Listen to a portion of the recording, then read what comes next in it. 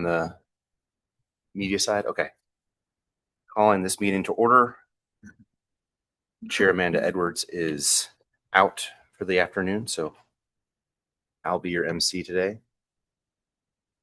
Moving on to public comment. Do we have anybody in the room or online or otherwise? I believe we do. Okay. We're also having some technical difficulties on the recording side of the meeting, on the streaming side. So this meeting is being recorded, but it will be posted online. Okay. After the fact. But maybe not live streamed like typically. Okay. Okay. Going once. Moving on to the meeting minutes from November 4th, which do I have in front of me? Yes. Is there a motion to accept and approve the previous meeting minutes? I'd like to make a motion to accept the minutes of the November 4th meeting as presented. Second. Motion and a second. All those in favor say aye. Aye. Opposed? Great. Passes. Moving on to our first presentation. Construction loan extensions. All right. So the first item we've got as an update is the FY25 AHSP extensions. This mainly applies to 3 of our remaining construction projects funded during that application cycle. All of the grant programs have been extended through June 30th, 2026, given the delays from Mr. North Helene. We have extended those awards and contracts. The other construction projects have already gone to contract and are underway. So we still have 3 that have been in the process, have been approaching their closing. But given some of those delays, some of the implications from shutdown, the government shutdown and that kind of thing, we've got 3 projects that are really in the home stretch of their loan closing process. And we expect that over the next 6 months, we should see all 3 of these projects get started. So this would be Redwood Commons, that's located in East Asheville. It's Buckeye Community Foundation, Rocky River by the Fitch Eric Development Group, and Pine Lane by Roars. So we've got a mix of 9% and 4% projects that are in the pipeline, and staff would recommend that we go ahead and extend those awards so that those projects would experience any further delays. Okay. Do we need to make any motions or recommendations in that regard? Typically, we don't require a motion to do that. It's been handled as an administrative change at the staff level, but we'd like to bring those forward really in the spirit of the HSP program to make those funds available so that those result in units as quickly and as effectively as possible. Okay. We expect the 6-month extension to be plenty of time. All 3 projects have indicated that they should be able to. We just wanted to give them a time period that would be as broad as possible. It also aligns with the end of the fiscal year for the county, so it's in every. That's great. Any other questions? Okay. Moving on to our Helene revisions for new business. I'm not sure it's actually under new business, but will be a presentation and cover some of the revisions related to the Affordable Housing Service Program. The summary of changes that you all have reviewed and recommended to the full board are on the screen. Staff are bringing forward the 2 that are highlighted here about the program preferences and a change related to the expenditure approval threshold listed in the policy. So I will dig into those just a little bit. On the project priorities and preferences, this is listed in the program guidelines and explains some of the characteristics of projects that have received preference for funding in the application cycle. So projects that bring other sources of funding to the project, they want to defer developer fees where that's appropriate, they accept rental vouchers, work the continuum of care, and include renewable energy as part of their project. The final item is to prioritize affordable housing for residents that were permanently displaced by Tropical Storm Helene. And this is an extension of the Helene Recovery Plan, which included a project specifically for down payment assistance for households that had been displaced, whose homes had been destroyed and might be seeking to purchase another home.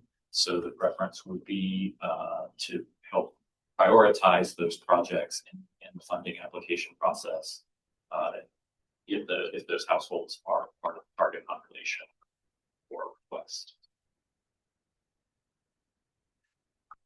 The second item is more of an administrative change brought forward by staff, just recognizing that within the policy, there is an expenditure threshold describing when and how certain signatures within Buncombe County are required to make changes to a project or to execute a contract. Those are actually reflected in other county procurement policies. And so this would be a duplication of those. And rather than have two policies that might be out of alignment at some point in time due to a change, we are simply recommending that be changed so that the county's policy would be universal across all of our contracting processes. Okay. So that's strictly duplicative. Yes. Okay. Okay.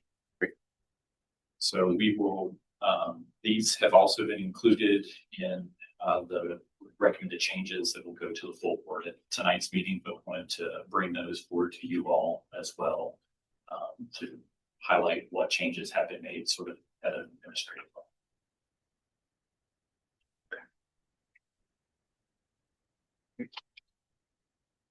That's not too bad. Those are minor. We've seen worse. Any other questions? Okay.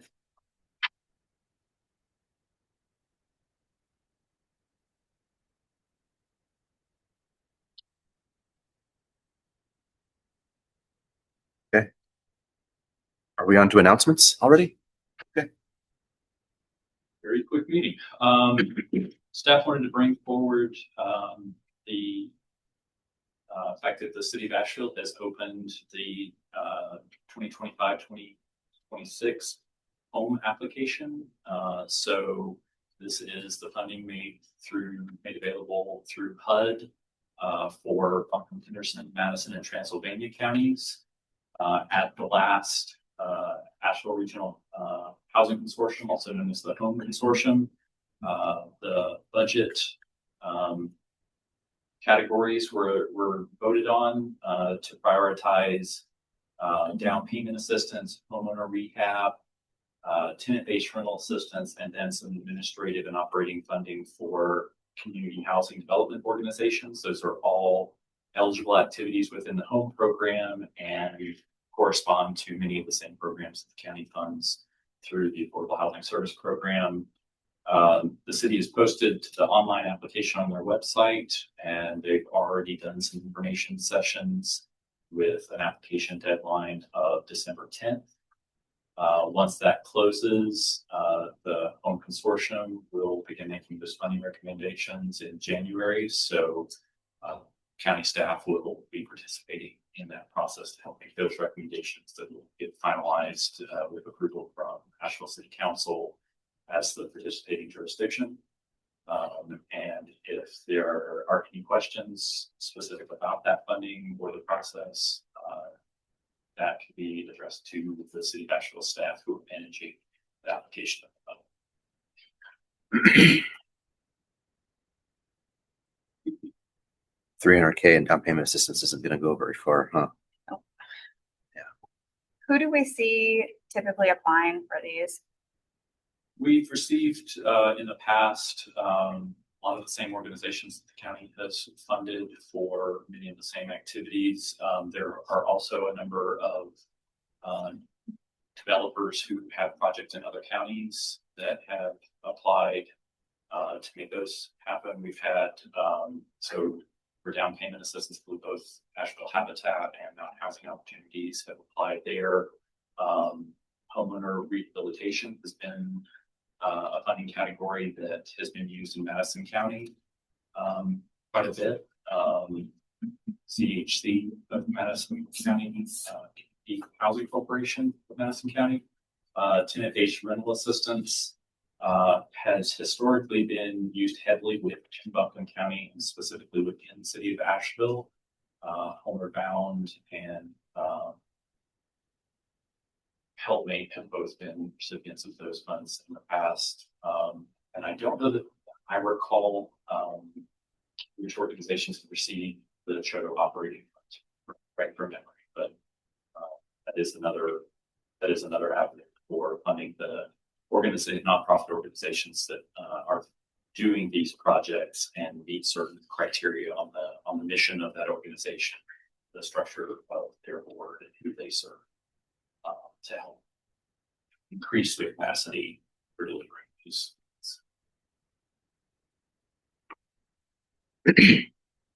Speaking of Asheville city staff, are we in some sort of regular contact with them in regards to what their plans are for the housing related portion of their CDBG DR dollars? Is that There have informally roughly a thing that's happening? Okay. staff have Yeah. been meeting to discuss how that process is going as far as releasing the program guidelines and working to align the CDBG DR efforts of the city with the state's rollout of the same funds, the state funds. So that's an ongoing conversation. Okay. So they're trying to time it at the same time. Is that I think what it's you just think? understanding how they might match or how they overlap. from the rules, kind of the rules perspective? Okay. Gotcha. Just for clarification process. So City of Asheville staff is accepting applications for this, but that's for the entire county as well as Henderson, Madison, and Transylvania. Yes, the consortium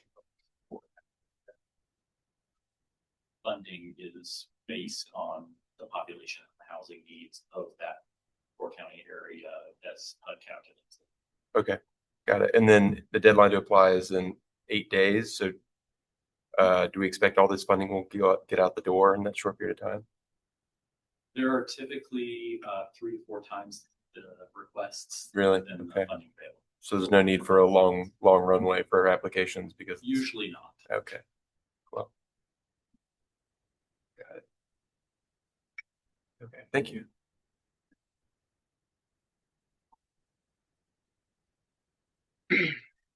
Anything else? The only other item is that sort of on the heels of the opening of the home application, county staff are planning to release the Affordable Housing Service Program application pending approval from the full board on provisions that are on the agenda for tonight. So we expect to have some announcement later December about those funds, application cycle. And then we might start seeing applications when? That's typically the end of January is when the Yeah. application window closes. Okay. Then there's usually about a month of review. So staff are typically bringing analysis forward, applications forward in March and April. Okay, great.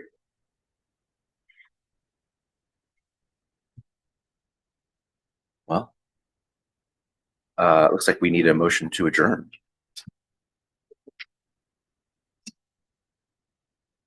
And we have a second? I'll second. Yeah, okay. First and second, all those in favor say aye. Aye. Okay, we're adjourned. For me?